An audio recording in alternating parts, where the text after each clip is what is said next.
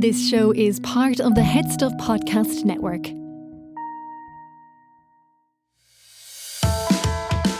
Hi, I'm Gearóid Farrelly. And I'm Niamh Kavanagh. And you're listening to Agony Rants.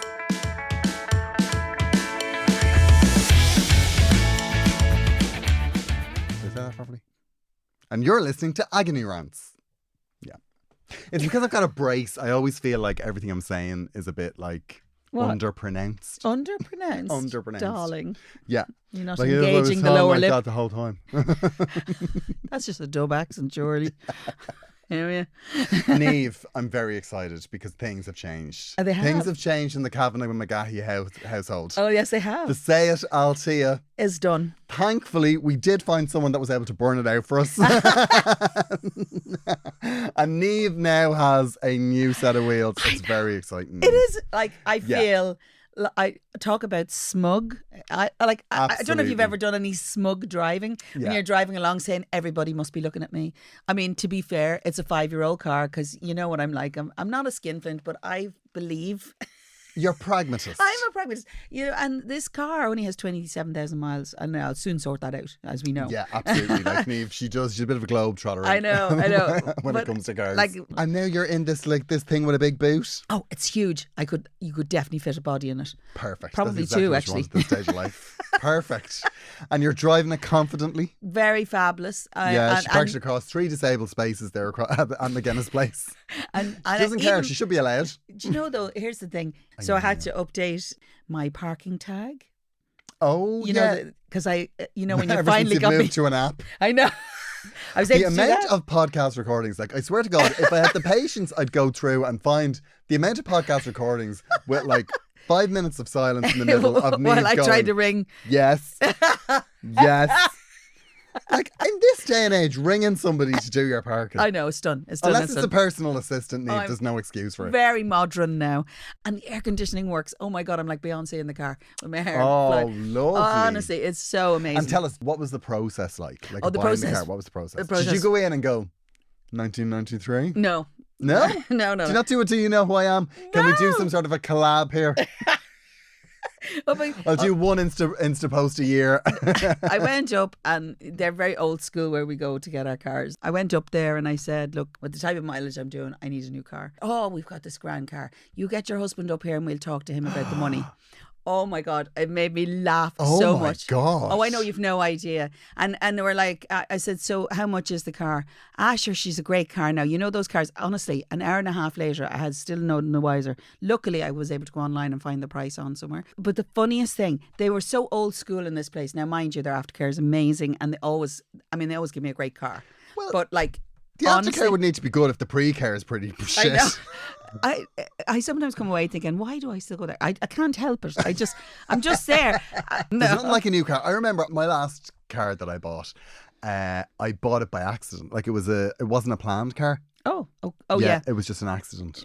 I knew I would need one in a few years, and it was within at least 10 years. And I knew I was giving up my job that year. Oh right, okay. So you were getting in before. So I thought, okay, you weren't allowed to get a loan. I wouldn't get a loan. Yeah. So I was like, okay, I'll borrow the money, and I bought this, and it was only because I saw a car with a sunroof and air condition, which is quite rare. I love a sunroof, but I also need the air condition.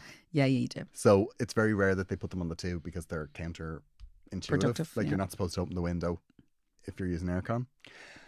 Which I do the whole time. Oh my goodness, I'm flying along like there's no energy crisis.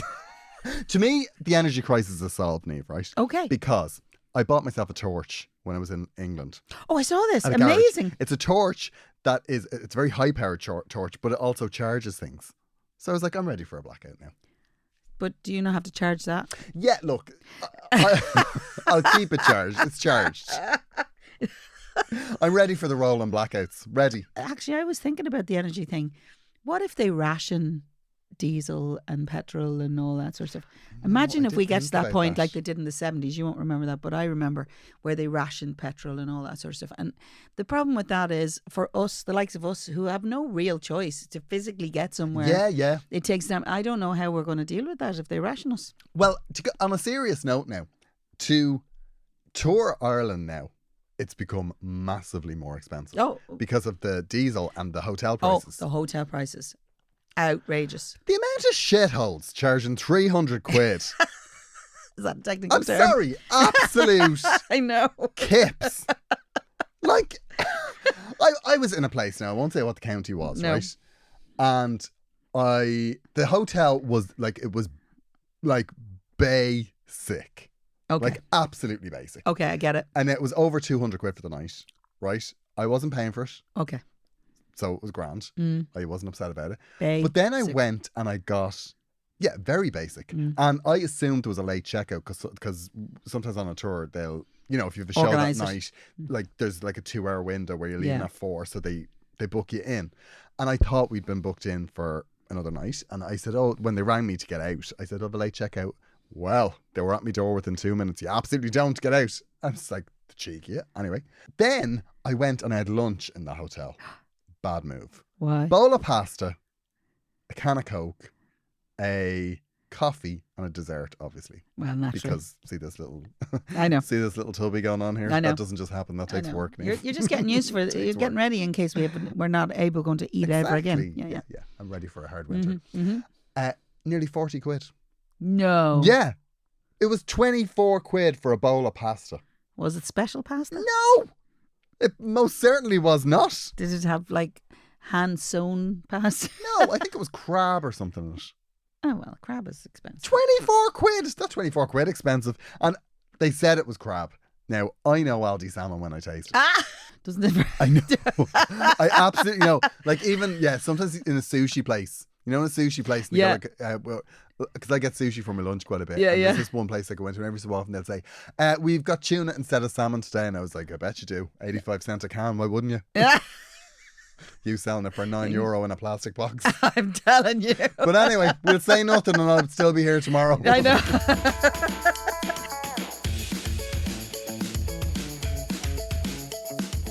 Actually, my tour, like when this comes out, I will have started my tour. I think you will. Yes, I will. Yeah, I'll have done Limerick, which I'm sure was fabulous because it always is, and I'll have done Portlaoise, which wonderful, and I'm about to do Galway.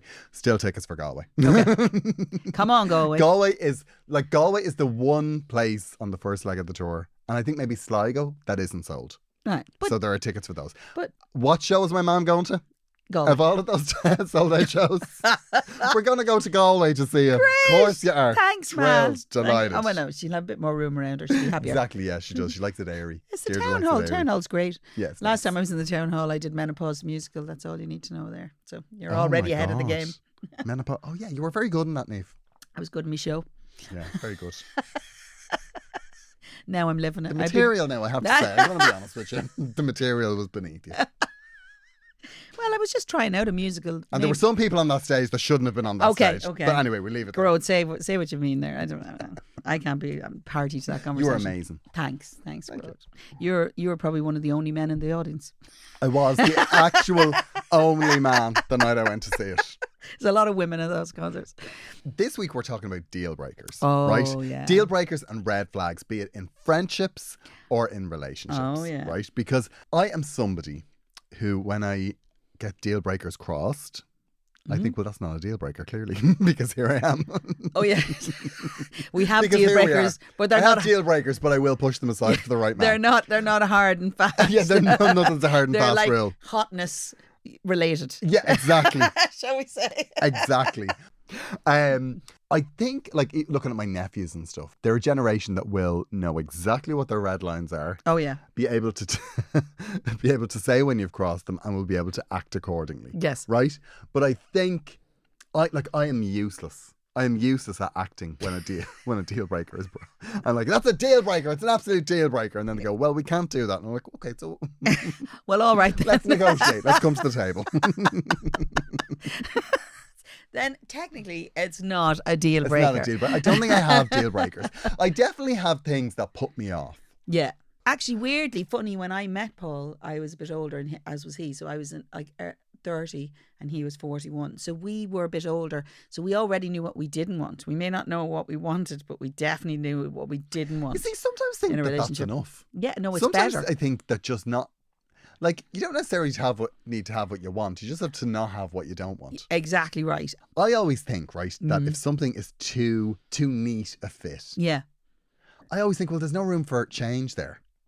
No. Like, I'm a completely different person to the person I was in my 20s. Okay. Like, Yeah. I'm genuinely a very different person. You are. And I think the person that I would have been with in my 20s, I think had we Stay together. stayed together, we wouldn't be together. No, you wouldn't.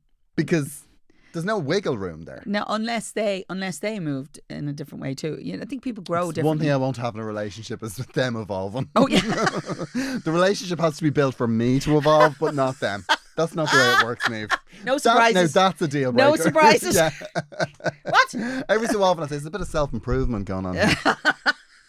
Like for weeks, not weeks, months, Yeah. my boyfriend has been going to the gym Oh. when I have been steadily and consistently putting on weight. And I am absolutely affronted by it.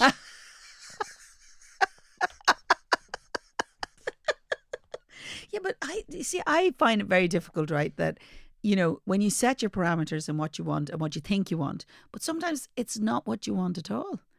Sometimes I find sometimes you go, oh, I want this in a man, or, well, we can say that both of us. But you say, I want, and yet when you get it, you kind of go, well, actually, that's enough. I definitely think that there's nothing more dangerous Okay. than when you acknowledge that you have a type. Oh, yeah. Because I think if you have a type, what it actually means is that you have a type of person that you always go for, but that it never works out. Yeah, so in other words. Like, as soon as you go against your type, you have a better chance of it working, because you're like, why do you have a type? Well, because everyone I've been with has been like this. Yeah, and it all hasn't worked. I am much more definite about deal breakers now. I'd find it much easier to voice it. But my deal breakers are not as common now. My deal breaker, I think my one deal breaker is, when you actually realise, like, it's only happened to me maybe once or twice in my life, right? But when you realise, this person actually doesn't like me. Oh, yeah. Like, I think that can happen in a friendship or a relationship where you're just like... You're in the why rhythm. am I always in the doghouse here? Yeah. Why am I always... And then you just kind of go, oh my God, this person, he just doesn't like me. That's all it is. Yeah, but so why are we still there? Yeah. Oh, yeah, completely. And actually there's a lot of friendships that end up that way. You start off, you've a common space, and then suddenly you're in the middle of something and you're going, the thing that gets me, right? That passive aggressive, when somebody kind of falls out with you, but you don't know they're falling out with them, and they won't tell you why they've fallen out. All you know is that they've gone a bit weird on you, or they're getting all whatever. And now I'm very upfront. I'll go, what's this about now? I have to wiggle it out. Yeah. But if I find I have to do it too often, I will stop doing it. Yeah. No, I always think if you're annoyed at somebody, but you're not annoyed enough to tell them, yeah, you've no business being annoyed. No, you haven't. That is you with a problem, and it's yours and yours alone. I love it sounds like a you problem. That's exactly it. Yeah. Like, it's very, like, I do think that even in yourself, passive aggression is like, I think it's a hard one to ride out. Like, yeah, no, I get very, very annoyed about it. Yeah. I really do. If you have something to say to me, say it to me. Yeah. Don't sit there like glaring at me or sending me curt texts. Yeah.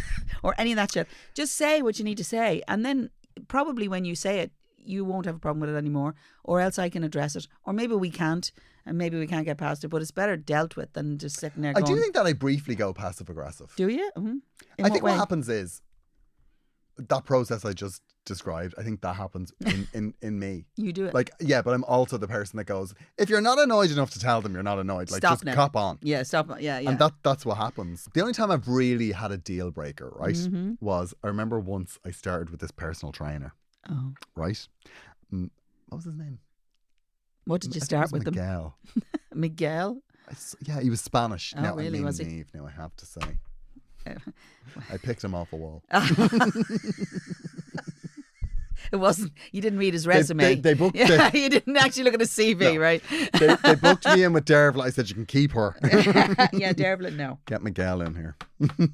Now, he was absolutely lovely, right? He Yeah. was very nice. Yeah. He was very hot. He was very inspiring. Oh, really? Very inspiring. Without speaking, or? But I said to him, right? Right. I said, I'm willing to work hard. Yeah. The only thing that I'm not willing to do, right? It's a red line. Is, they go, just 2 more. Oh no! And then I you do hate 2 that. more, and then they go, right, 5 more. No, I hate like, that. Don't do it. Tell me what it is. And he did it in one session. he did it a couple of times, and at the end I said, like, that's just, I was like, if it's 7 more, tell me it's 7 more. I'll do 7 more. Yeah. But like, don't tell me it's 2 and then tell me to do 5 more. Yeah. And then he did the second time. I was like, Miguel, it's not going to work. It's all over for you. It's all over. As pretty as you are. And I walked. I was actually very proud of myself. How did you manage? I was like, how Miguel, did you manage to do that? You're not normally quite so definite about that. Miguel, I realise this is hard for you. I realise this is hard for you, Miguel. But this is the most functional relationship I have. John, this is what I wanted. This is what I got. I made it clear what my expectations were. They aren't met, so goodbye. And I mean, to be honest with you, I think I had paid him for 10 sessions up front. People who, you know, when you meet them and their vibe is that they automatically put people down. Oh. I can't bear that. To make them better? It's not even to make them better. Sometimes I think it's them to impress you. Like, what always baffles me is like when you go somewhere and like it happens a lot in theatres, you know, where someone that works there will come in and they'll talk shit about another comedian that was there and think that you'll be impressed by that because we're all in competition. You're like, that is not the way the world works. No, not to mention that you're thinking immediately. All that makes me think is, what are you saying about me? Completely. Absolutely. I mean, we had Gearóid Farrelly in here last week. Yeah, and the place was half full. Yeah, I know. The place was half full and he was rude to everybody, which, I mean, both those things could be true. But look, I will not have people talking about my private business. Maybe in Galway. Tara said red flags when they wear Crocs. Oh my God. I have to say, I would be on the same page. Are you really about the Crocs? No, the ones that for me are the sandals and the socks together. Yeah, that's... You know, or, you know, they put the socks on and then they wear like sliders. Even though that's a young thing, but I honestly look at that going, honestly, your dad wouldn't even do that. Like. No, I think as well, I think that those people should be told. I don't think they realise how ridiculous it looks. Like, I saw a man when I was down in Rosslare, right? And he had those, you know, the athletic sandals. Oh, yeah? Yeah, he had them, but he had a pair of ankle socks. And I was like... Ankle socks? Ankle socks. Like oh, God almighty. I was just like, Jesus wept. I know, but then But he wasn't old now. He was, like... I'd say he was older than me, but like not much. But I have my finger on the pulse, Niamh. Had he given up? Is that what I really felt like he had? Like, I was like, what are you doing? Like, and actually, do you know what annoyed me as well? He was there with, like, his wife was there, and she was okay with that. Well, she must be. Well, I was like, you need to get better standards for yourself. You need to expect more from your relationship. Well, maybe he doesn't wear them at home. Maybe she likes that kind of thing. Listen, I was out one time and in the shops and I saw a nice pair of men's sandals and I thought, you know, I rang my husband and I said, and sent him the photo because that's what we do now. You send photographs. I said, what do you think about these? Would you wear these? You know, because he's a bit specific about what he wears or doesn't. He says, can you wear socks with that? I said, you're never allowed to have any pair of sandals. Okay, yeah. That's it. So, you know, clearly she didn't have the same standards because I wouldn't allow my husband to do that. Well, I would definitely... If you ever see my husband out with sandals and socks on, I'll be dead somewhere.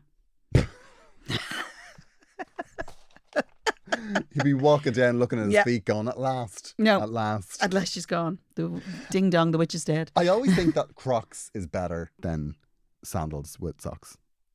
Yeah, no, they are. Crocs have a practical application. Yeah. The problem about it is when they start thinking they're fashion wear. If you are baking cakes or operating on somebody, Crocs are fine. Oh, yeah. Or going down on the beach is good because actually if you think about it, if you're down on the beach and you need to get into the water, you can actually wear your Crocs in. Did you see that? Who was it? Was it Balenciaga maybe?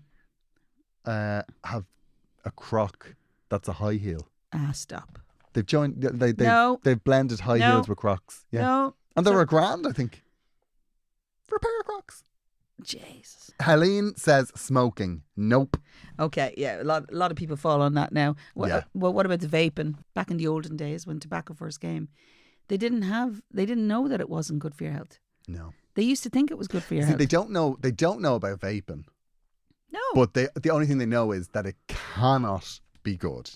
Like, it cannot be good to tip the contents of an air freshener into a pot, boil it, and inhale sniff the smoke. the steam. I know. I mean, let's face it, if you pass by Lush, you nearly pass out. Surely a vaping is a very similar experience. Well, there's a bubble bath involved in Lush. Not in the shop. Lush is infinitely more relaxing. Not in the shop. No, but you know what I mean. No, but have you ever gone into Lush? I love Lush. I love it. Do you know what I love? They have, they have this bath bomb that's like it's like, the penis emoji. It's like the avocado. aubergine. Oh, the aubergine. Avocado. Okay.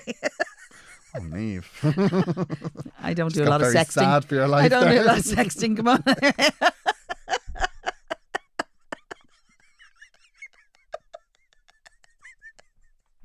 Okay, you can do a pie. You can do a nice little chart for me later. It's very. It's been a long day. Okay, so the aubergine. The aubergine, yeah, and it's purple, and if you throw it into your bath, then it's a lovely bath bomb. Okay. That one, and there was one other one. There's another one that it's vanilla butter, and it's like part bath bomb, part body lotion. Oh. Yeah, it's lovely. Yeah, I don't have a bath. And the last one is You're only annoying me now. an orange one. I quite like that fizz bomb type thing, where it's kind of almost percolating you. When they told me about it, like there's the difference between a bath bomb and as the man told me about it, he was like, "This is a bubble bar." Because I was down in, I think it was Cork. He was like, "It's a bubble bar." I was like, "A what?" A bubble bar? A bubble bar. What is it? It's a bubble bar. And what's that mean? But the way he was, it's basically it's like concentrated bubble bath. Okay. But you break bits off. Oh. And you throw a bit in. But the difference between a bath bomb is you put a bath bomb in at the end when the bath is full. Oh. So you get in with the fizz. But you put a bubble bear. At the beginning. Oh, bubble bear. In at the beginning. You have to put it in at the beginning, otherwise there's no bubbles. Everything's so complicated these days. Every day is a skill day, isn't it?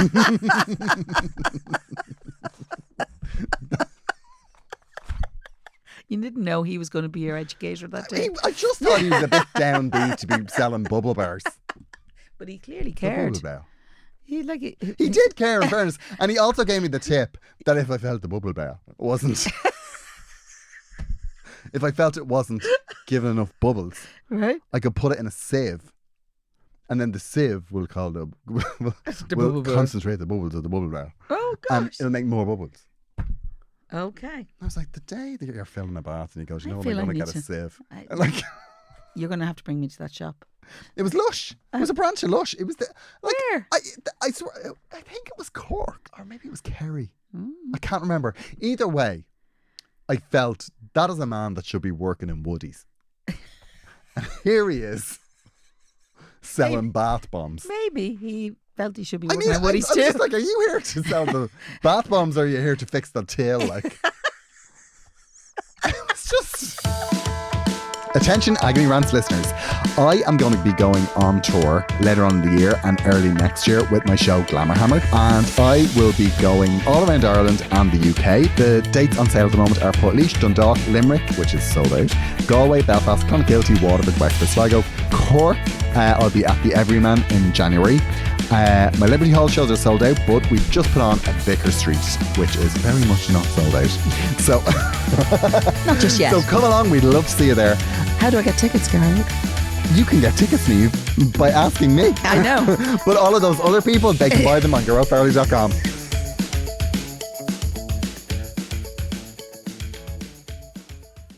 Gearóid, I have very exciting news. Is it news we've heard before? Well, probably, but you know. But, you know. That's the best kind. This is me now using my acting skills that I've been practicing. Basically, you can subscribe to us on Headstuff Plus. You get lots of bonus content. Yes, and you can subscribe for as little as €5 a month. I know, it's like practically nothing, not even a cup of coffee. It's just a way, exactly. If you saw us in a coffee shop, you'd buy us our coffees. Yeah. If you enjoy our show, you would. So You why would. not buy us a coffee every month? Absolutely. So we would love if you would come and subscribe, because what happens is you'll get some bonus content from us, of course, which is the most important part. Yes. But- You'll also get bonus content from all of the other shows on the Headstuff Podcast Network. Yes. And we are going to put in a 2-tier system. So that's Yes. coming soon. We'll have news about it soon, but it's in progress. So And it's very exciting. two-tiered, is that like when you put afternoon tea on trays? Is it like that two-tiered? Yes. So all the kind of practical stuff on the bottom, and then the next bit up is really special stuff? Exactly. Really special stuff, and then kind of basic stuff. Basic. Kind of like an egg sandwich and a macaron. Elevation. That's the level of elevation that we're here for. Now, we are not the only podcast on the Head Stuff Podcast No, Network. we are not. And we are here to tell you about a brand new podcast. Very that's coming. exciting. It's very exciting. I've heard it. Niamh hasn't. No. It's not out yet in the world. No. It's called Everybody is a Poem, and it's by Jan Brereton. If you don't know Jan Brereton, she's absolutely incredible. She had a poem that went viral during the pandemic called What Day Is It? Who Gives a Fuck? No. And it's brilliant. And she wrote a whole book of poetry Yeah. under that name. And it was really popular. And I have to say the podcast is brilliant because what she does is she talks about her poems. She talks to a guest that kind of inspires her, and then she reads poems that kind of relate to their lives. And then also she has, for subscribers of Head Stuff Plus, she has a show called Behind the Lines coming. Oh. And what will happen is she will go through her book, read those poems, and kind of tell you the stories behind each one. Oh it's my gosh. really, really cool. That's very good. And it's out very soon. So Yeah. have a little listen. My first poem went viral January last. I wrote a book and now I host a podcast. I'll have guests, we'll laugh and we'll moan, and we'll realise that everybody's a poem. Hello, I'm Jan Brereton. I'm a mam, a fashion stylist, a perpetual sweary person, and an accidental poet. In the thick of lockdown, I wrote a poem. What day is it? Who gives a fuck? I'd never written a poem before, but once I started writing, I couldn't stop. I'd love you to join me each fortnight for my podcast, Everybody is a Poem, where I'll read some poems and I'll chat with guests who inspire me. Everybody is a Poem with me, Jan Brereton. Coming soon to the Head Stuff Podcast Network. This is, Brian, you've nailed it. Someone who claps when a plane lands. Oh, God. 100%. Oh, God. Yes, absolutely. Mortifying. Also, do you know what? The airlines that feel the need to be clapped. We arrived on time, as you should. It's your fucking job. Yeah.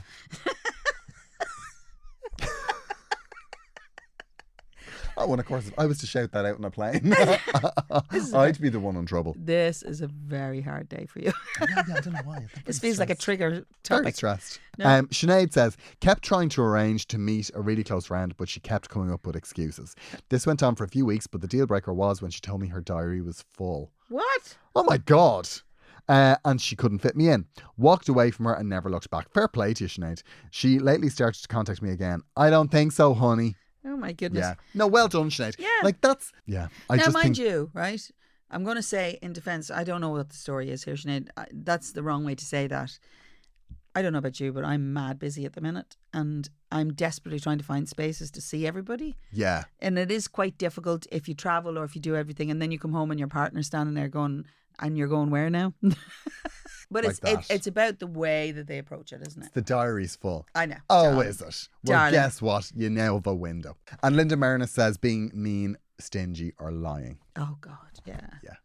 Like, do you know what? I have to say, being stingy and mean, it's very hard to get past that. Yeah, well, there's been frugal, which is a different thing. Completely different. And I think if you're being frugal, there's no harm in saying, Yeah. I'm watching the pennies. Yeah, You'll and go Dutch. you're right. Mean and stingy is a different thing. It's amazing how people responded to that topic. Yeah, I mean, people really jumped on it. I know. But like, it is interesting because I think that with deal breakers, I sometimes think that somebody has to ask you what they are. And everyone should have them. Yeah, Because if you don't have them, but is it a first date conversation? I've been on first dates where people have told me they're deal breakers and I was like, listen, you're grand because this is This is not going beyond this this. is a one and only pal.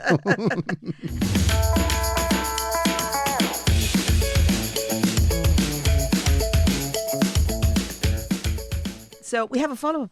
We do have a follow-up. I know, I love a follow-up. Okay, do you want to read it or will I? Okay.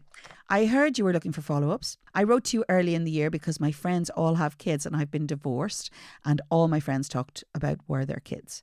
I took your advice and brought it up with them, and they were actually lovely about it. They understood that I was getting freaked out by it, and it was weird the first time we met after I had the chat with them. But after that, they were happy to not talk about kids. Oh, that's lovely. I remember that. That was we kind of laboured over that. Yeah, we did a little bit. It felt like everybody was talking about the kids, and that just put more pressure on her. Yeah, that was hard. And I know, but there's a little bit there in the is end. a little bit at the end. It says the kids chat will have to start again at our next lunch, though, because I have a bit of news myself. I'm 4 months gone. That's very sweet. Congratulations. That's lovely news. That is really lovely. And I have lovely to say news. though, I do hope you get your just desserts here, and I hope that as soon as you tell them that somebody says, excuse me, I thought there was no kids chat at these events. This is a mummy's brunch without the mummy. We're parking mummy at the door. Yeah. Thanks very much. If I'm going to say going forward, as lovely as it will be to talk about babies, let me tell you, it is not a bad thing to have a kid-free zone conversation. So you need to take you need to take our advice as well, and your own advice. When this baby's born, at some point you'll need to stop talking about it. Yeah. Absolutely. Oh, no. That's brilliant. Lovely to have a follow-up. If you've got a follow-up, if we've helped you in any way. I mean, I'm not sure we did. I mean, were we involved in that? Yeah, I'm not sure. I mean, to be fair, like we gave her the advice and she had the chat, but at the end she just went ahead and had a kid. And that kind of solved it. But that, I feel it was resolved before she found out. Yeah, get on board. That's essentially what she did. Yeah. And well, congratulations. We're really chuffed for you. Yeah, really, that's lovely really news. Chuffed, yeah. We've got a problem. Oh. I absolutely love the show and I only discovered it a couple of weeks ago. So I have loads to get through. I have a problem. I recently started seeing a guy who on paper is amazing. He's really kind and decent. He's good looking and fit and a good job. Tick, tick, tick. Tick, tick, tick, tick, tick. He's not the sort of man I would usually date. Against type. Fantastic. Mm-hmm. To put things in context, my last boyfriend sold my car and told me it had been stolen. Jesus.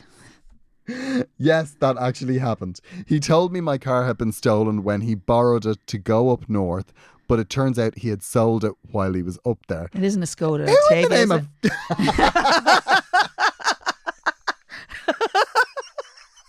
Have I got your car? Oh, go on. I stayed with him for a year after that happened, so my track record isn't great. Anyway, I started going out with... A year! But maybe, when did she find out he actually sold it? I need a little bit more I information. stayed with him for a year after that happened.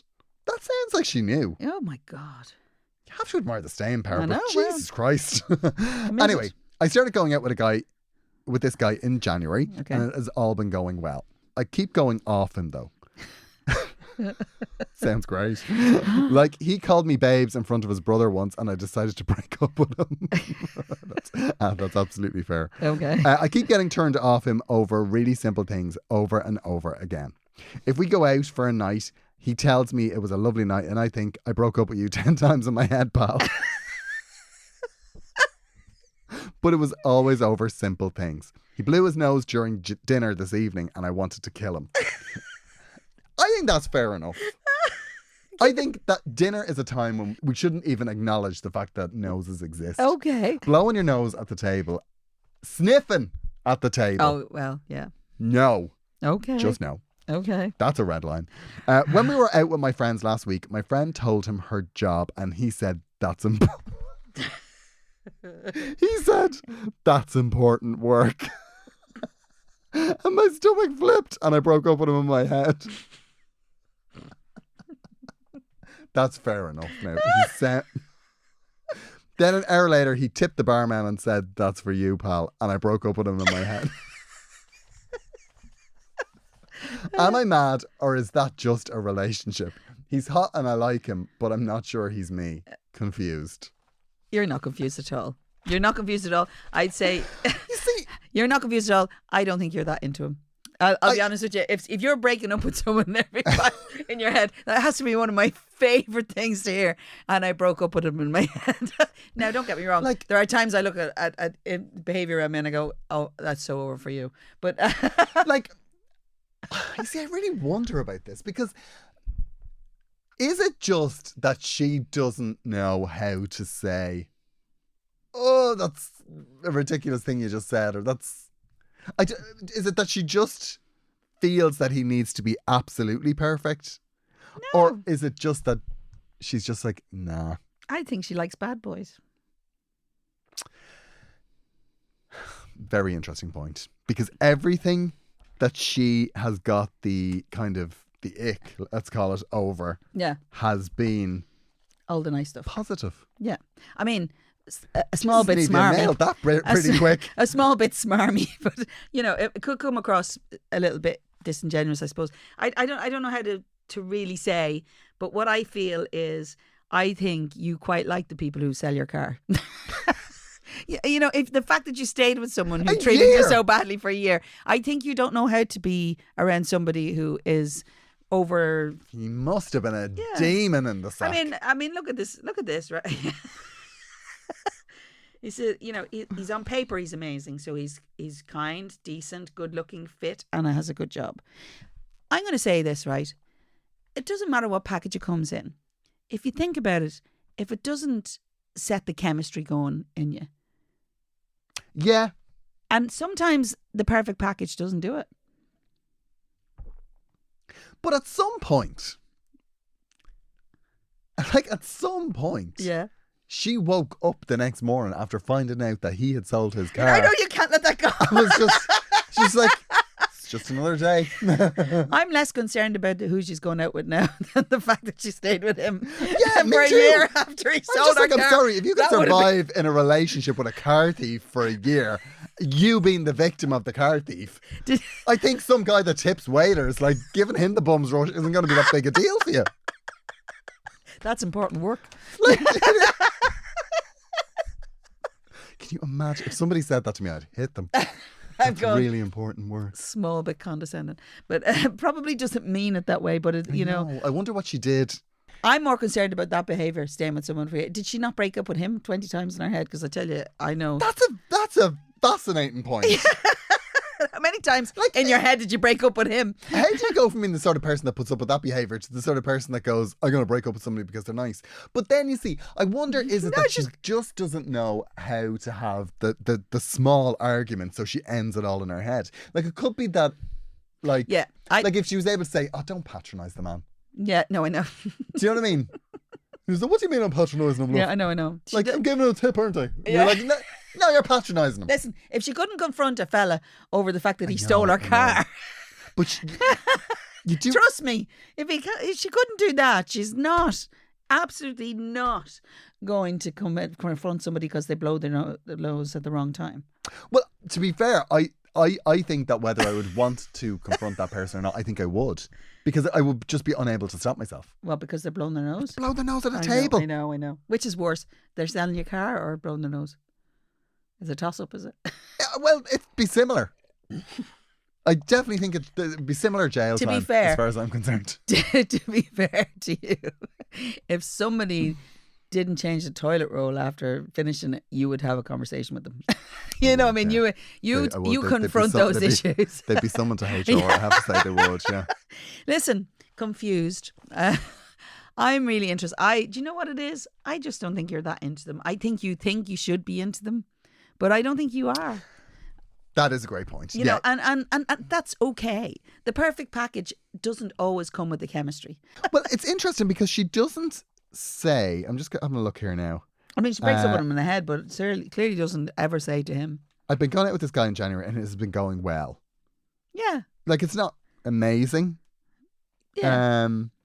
It's like you're going through the motions, isn't it? Because he's all these things on paper. And you're saying, yeah, he's amazing on paper. He's kind, decent, fit, good job, good looking. You don't actually say anything that would lead us to believe that you're attracted to him. Yeah, that's what I mean. And yeah, it's interesting because all she's done is say all these things about him that would lead you to believe that she should be attracted to him, but it's not. You're right, yeah. Yeah, it's like he's not the sort of man I usually date, which means you probably go for the ones that are not quite so good for you. You like the excitement of it. But actually, we don't know who the chemistry's going to work with. Sometimes it's not obvious how it is. Sometimes somebody just lights your fire, and that's it. But I definitely think that... Thank God my kids don't listen to this. They'd be mortified at me saying that. But the actual person you should probably be with is probably halfway between the lad that sold your That's car not, and the lad that tips waiters. Yeah, you know, and it's okay. There's a lot of good on paper, but if it's not making you feel it, I wouldn't be. No, don't push it because you feel you have to. No. But honestly, I find a better way to frame that story about the ex that sold your car. Like, I don't know, it's a great story though. That is somebody. It's a great story. Come on. But that's not a date. Like, my last ex actually sold my car, stayed with him for a year after it. I know. You kind of would go, okay, I'm not going to have to try hard here to be better than that. It says a lot about you. You're not setting the bar very high for what you expect by telling people that story. So maybe don't be so free with it. Yeah, maybe. I mean, that's one for the girls. Tell it as a funny story. Yeah. and maybe reframe it and say, I didn't find out for a year and then I kicked his butt to the curb. Yeah, you know, exactly. I mean, you know, make it look like you've empowered yourself. Rewrite the story a little bit. Rewrite the story. I know. Okay, well, we hope we've helped. Yes, let us know how you get on. Yeah, let us know how you get on. I do think that maybe, though, this one is... I think it's already done. I think it's done. I don't think you're into him. Don't worry about the breakup either, because I think by the sounds of it, you're very well practiced as to how that's going to go. You've done it a bit. So, it's going to be fine. It's been wonderful to talk to you. Oh, again. I know. agneyrants@gmail.com if you want to get in touch.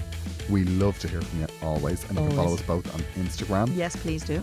Subscribe to Head Stuff Plus if you would like to show your support. You can also leave a lovely review on Apple Podcasts, or you can give us a 5-star rating on Spotify. Oh, we'd love it. We'd absolutely love it. We'd love it. And why wouldn't you? No, I wouldn't. You've listened to us for nearly 40 minutes. I know. And here, do you want to lift home? I do, yeah. I have lived home here in your broom room. Bye.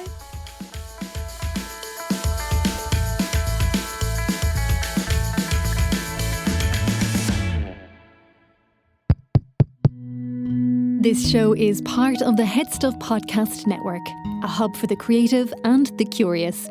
Shows are produced in association with Head Stuff and the Podcast Studios Dublin. Find out more or become a member at headstuffpodcasts.com.